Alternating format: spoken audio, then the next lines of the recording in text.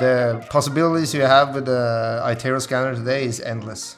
The benefits with an open STL file is that me as the laboratory owner, I can choose whatever I want to send out the file. If I want to mill it in my own milling facility, I'll do that. If I need to send it to another partner to mill out a specific part, I can do that.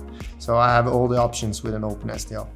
I've been specializing in minimal and non-invasive high aesthetics for over 20 years, and the key to doing that kind of work is the accuracy.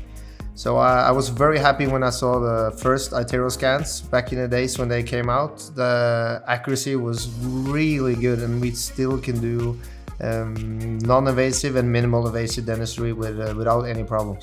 The future of dentistry is digital, period.